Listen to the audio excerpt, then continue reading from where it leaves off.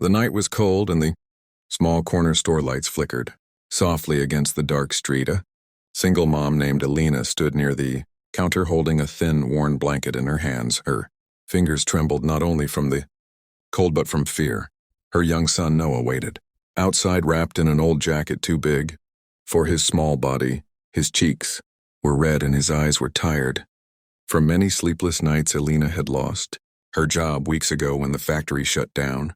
Rent was overdue, electricity was already cut, and winter was showing no mercy. She stepped closer to the counter, where a tired-looking man stood, arranging shelves. He wore simple clothes, a faded jacket, and a cap pulled low. He looked like any other night worker. She spoke quietly. "Please don't close the store. My son needs more blanket." Her voice cracked as memories of better days flooded her mind. She remembered warm homes, laughter, and security now replaced by constant worry. The man looked up slowly, studying her face, seeing the desperation in her eyes. He asked gently, "How old is your son?" Alina swallowed and replied, "He is 6. He gets sick easily." The man nodded as if something inside him stirred. He asked why she waited until closing time. Alina explained that she hoped unsold items might be cheaper or thrown away. She did not want charity, only warmth for her child. The man listened silently as customers left and the store grew quiet outside. The wind howled and Noah hugged himself tighter. The man glanced at the door, then back at Alina, and said the store was not closing. Yet he told her to wait. He walked toward the back of the store, leaving Alina unsure whether hope or disappointment would return. She held the thin blanket closer, praying silently for a miracle she no longer believed would come. The man returned, holding several thick blankets and a warm jacket. He placed them on the counter slowly. Alina gasped, stepping back as if she had crossed a line. She said she could not pay for all, that her voice trembled again.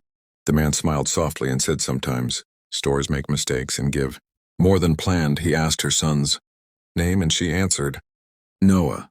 He walked to the door and called. The boy inside, Noah, hesitated, looking at his mother, then stepped in the warmth of the store, made his eyes widen. The man knelt and handed Noah a blanket, wrapping it around his shoulders. Noah smiled. For the first time in days, Alina felt tears burn her eyes. She thanked the man repeatedly, but he raised his hand. Gently, he asked where they lived, and she hesitated but answered honestly about the small unheated room they rented.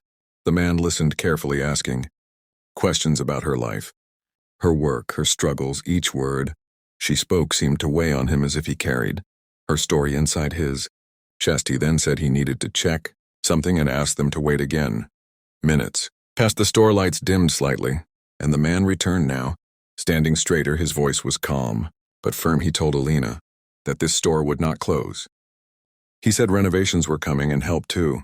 She looked confused. He then revealed quietly that he was the CEO of the company that owned the store. He came undercover to see how people were treated at closing hours. Alina froze, unable to speak. Fear replaced gratitude, thinking she had done something wrong. The man quickly reassured her, saying tonight he saw the truth. He saw a mother choosing dignity over begging and love over pride. He said that mattered. The CEO introduced himself as Daniel. He explained that he believed leadership meant understanding real lives, not numbers on a screen. He said Alina reminded him of his own mother, who raised him alone, working nights to survive. His voice softened as he spoke, memories long buried. He told her the store had extra inventory meant for donations, but paperwork delayed it. He decided tonight paperwork could wait.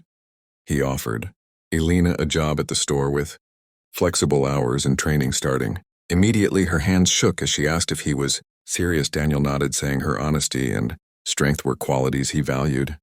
He also said the company had a housing assistance program she could apply for, and he would personally ensure her application was reviewed. Noah listened quietly, clutching his new blanket. Daniel knelt again and told Noah that his mom was brave and strong.